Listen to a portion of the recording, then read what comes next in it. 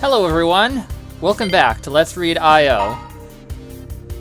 So we've finished routes A through D. There's just one little thing that bugs me, which is this missing chunk right here. I think that corresponds to last bad ending on that route. Let's see. If I look at the scene list, I can see that there are only 2 scenes that are incomplete, which are, if I can scroll down, Approaching. That's the one where Yumi comes up to Hinata and helps him with the lem clue in the crossword puzzle. And then there's Just Thinking of You, which was the 0.1 ending. There's a little bit of something going on there, but I don't know what. I tried going through the route, but I can't think of what might trigger anything different. So,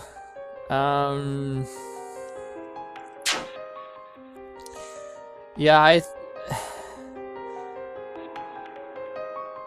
if it's something that I have to do something specific on another route, that would be rather strange.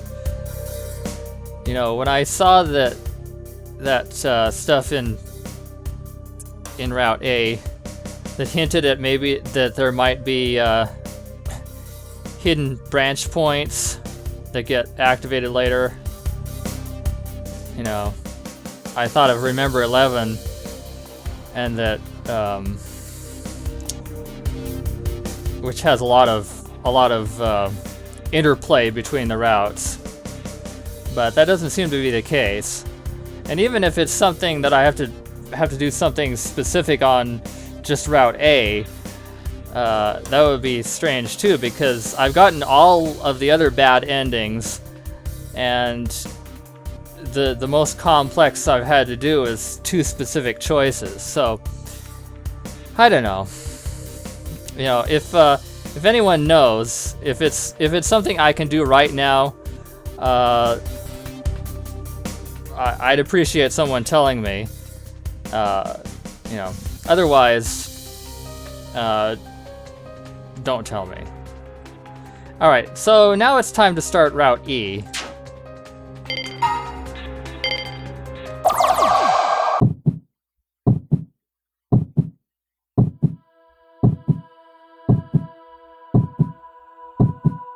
The world keeps kicking inside its womb. Womb, the mother's uterus? A place where something is generated or developed. Okay. Interesting to know they're using that sense of the word. It's quite literally a newly conceived creature, silently counting down the passage of time until its birth into this life. The fetus takes in and absorbs everything it can get from the womb and forces itself to evolve into its next step. And then it has a dream. A long, long dream with no sign of ending, no sign of awakening. But what kind of dream does a fetus see? Perhaps it yearns for the future it has yet to see. Or perhaps it clings to the past it will soon lose. It slowly tries to open its eyes, but its field of vision still reflects nothing. Here in this place, one can perceive no light, nor sound, nor pressure. One may even doubt if time exists. Perhaps the fetus's eyes aren't actually open at all. It might just still be dreaming that it's awoken from a dream. But either way, it doesn't matter. Because here in this place, one cannot even perceive loneliness. But this is not without reason. Because when everything exists here, how can one feel lonely? It is here where various materials meld into each other and form organic matter. Metal ions, amino acids, sugars, everything mixes into structures and intertwining polymers. Coacervates. What's filling this space is primordial soup, so to speak. The primeval ocean that existed on the Earth before life was born. If it were to be likened to something, it was a giant life form from the time when everything was one, the time before the distinction of self and other. In that primordial liquid, the fetus begins to submit itself to a short sleep once again as billions of bubbles rise to the surface, as if to continue sleeping while staying awake, to respin the fabric of the disarrayed dream correctly. Just before its eyes close, a sudden thought comes to it. How long has this been going on? What reason is there to be here? Just where did this consciousness come from? It sounds familiar.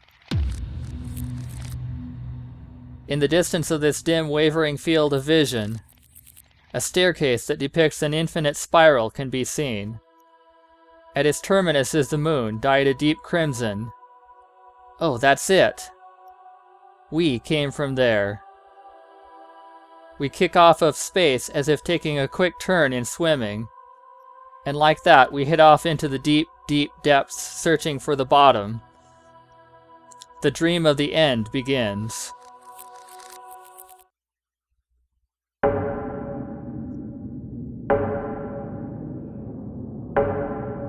Oh, this is...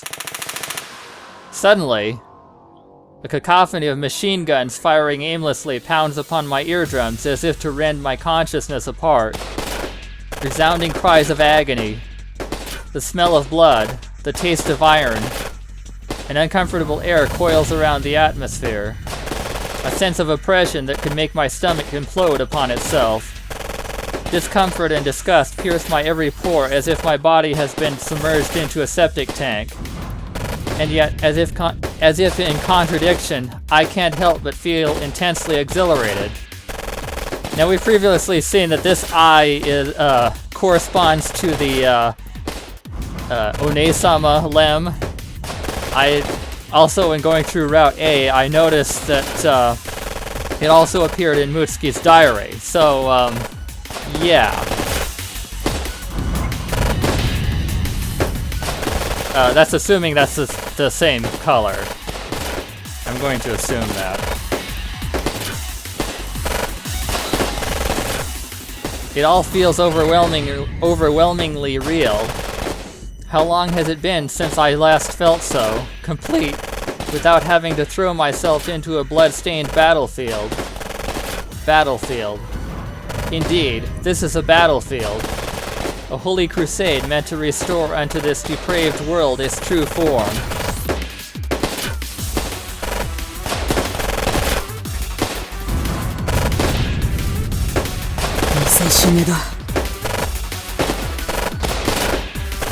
I speak those words as if I were trying to persuade myself. Wait, we're Enlil? これは我々が世界に宣戦布告するために必要な尊い犠牲なのだ。By forming words from these thoughts, they become the truth to me and to my brethren. Forming words. The concept that language as a whole has a soul, and therefore certain kinds of words carry spiritual power. In a culture which accepts the power of words, certain topics must not be spoken of lightly because of the destructive power they carry. Bragging, known colloquially as speaking out the word, was one such topic in ancient Japan. By speaking out the word, the spiritual power associated with one's boasts would invite disaster. For this reason, bragging was taboo. In a famous cautionary tale, the hero Yamato Takeru once spoke the word that he defeated a mountain god with his bare hands. The god caused an intense rain to fall that caused Yamato Takeru to fall ill with an incurable illness. A smile naturally forms upon my lips. Indeed, what we desire is not thrill-seeking genocide, nor meaningless rebellion, but structured destruction for the sake of reconstruction under our noble cause. May 25th, 2032, Chuo, Tokyo, Bay Area, Exarch's Japanese branch office.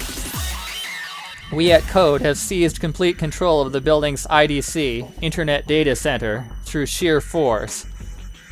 We cracked their systems and neutralized their staff, be it through capture or casualty.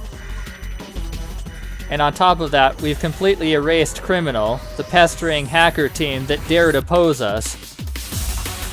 That same day, instead of ending our subversive activities there, we use our remaining momentum to deal with their families as well. Oh my goodness. A thorough massacre, I would surmise. As for our rationale, our objectives were not merely to declare a full-scale world war, but to crush Exarch's dignity as well. After our complete usurpation of their center, I immediately cracked their satellite lines to broadcast both their sorry state and our noble intentions worldwide.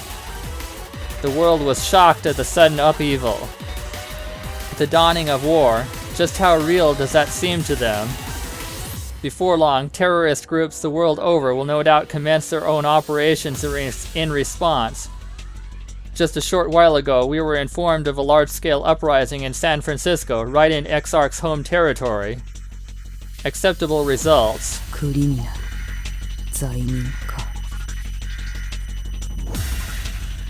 I mutter as I softly stroke the scabbard of my beloved sword that has served me well for a long time. 何もその才能を悪しき連中に捧げずともよいもの。 Then we wouldn't have had to process her and her team as criminals. Ishtar, my former friend who once shared a common dream with me. Though even back in those days we clashed countless times.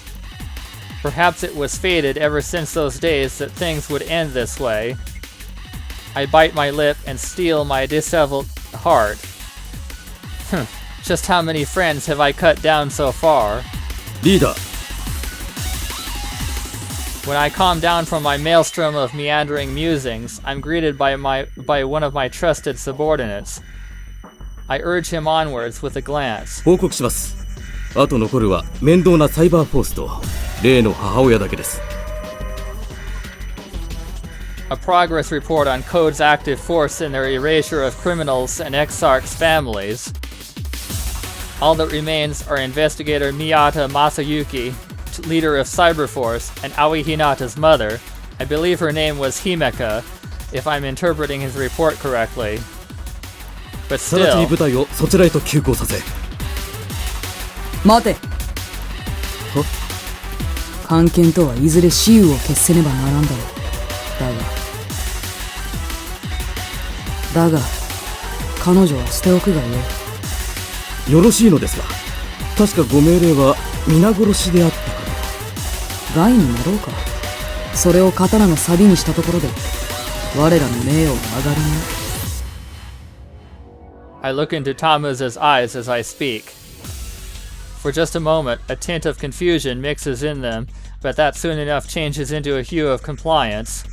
は、わかりました。覚悟せよ。今宵我らは二度と引き返せぬ血の川を渡る。行くぞ。Prepare, for we shall wear our permanent dishonor and record our misdeeds into the annals of history. But we do so for the sake of the coming world. We are the operation to excise the malignant tumor from the body of society. And how many operations are successful without bloodshed? As long as it's for that cause, I will gladly give up this body of mine. The vast sea of the net, both nowhere and everywhere at once. Before my eyes is an open window to the world of real space. And there I can see Enlil advancing towards the next target with ironclad determination. Wait. Are we Aya then? I'm confused. I silently gaze upon the scene as I twirl my index finger through the hair flowing over my shoulder.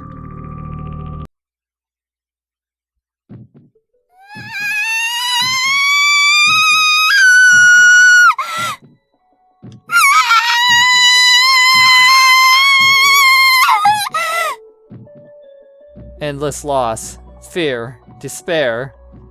Yumi writhes on the ground, screaming at the top of her lungs, but instead of words, all that comes out is blood. Countless waves of sharp pain pierce my body.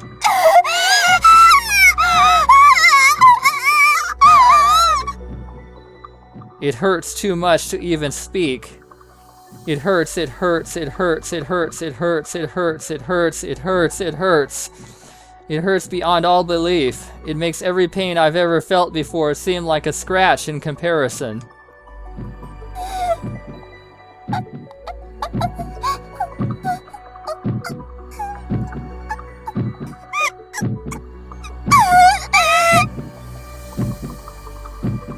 The flood of tears from my right eye, the red liquid seeping from my left eye that I'm trying to push back with my hands, both pour down my face with no signs of stopping. To my horror, my hands feel nothing there. Something's missing. Behind those hands now is nothing more than an orifice that's secreting red bodily fluids. Yumi's eye was... The gun took... I can't form any other thoughts. If only I could just pass out, how much easier it would be. But every time my consciousness recedes, the pain brings it right back.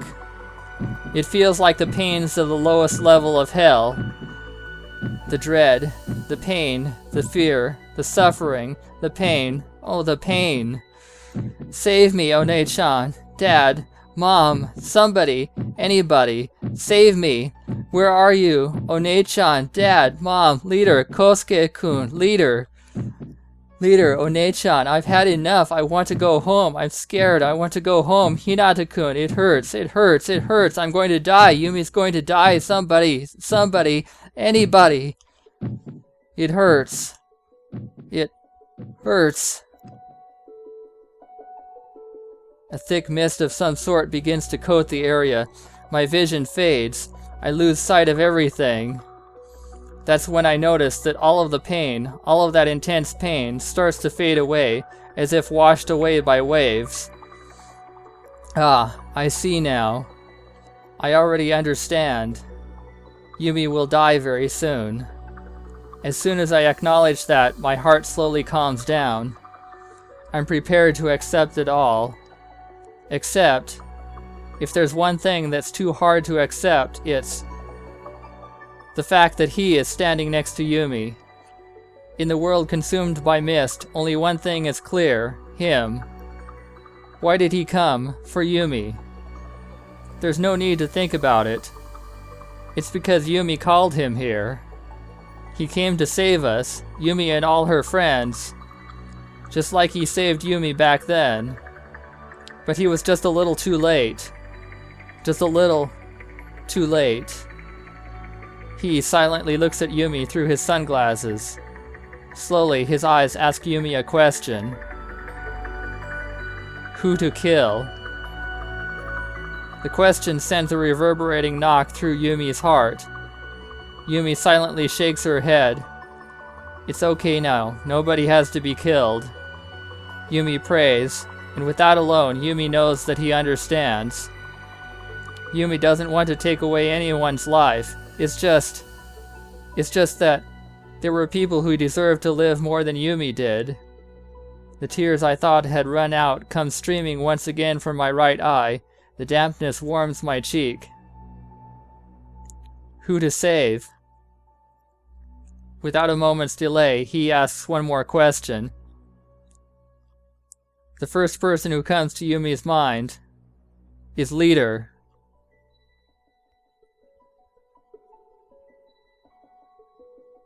Our leader, who gave Yumi our precious rosary. The world still needs her. The world still needs her deeds. She can't be left to die. If her life can be saved, then I don't mind what happens to my own. I see. I could almost swear I saw he nod. And with that gesture alone, I feel saved. Thank goodness. I'm sure if anyone can handle this, he can. Just like how he did back then. With a calm heart and a warm smile, Yumi's consciousness quietly sinks away, like tears soaking into the sand.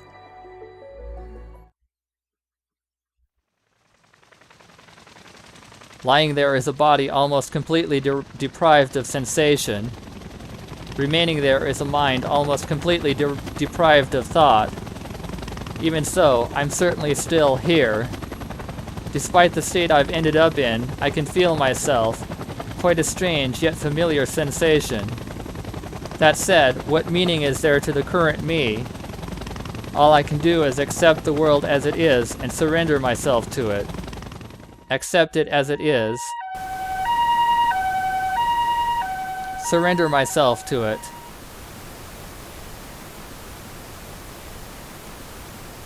Huh? Wait.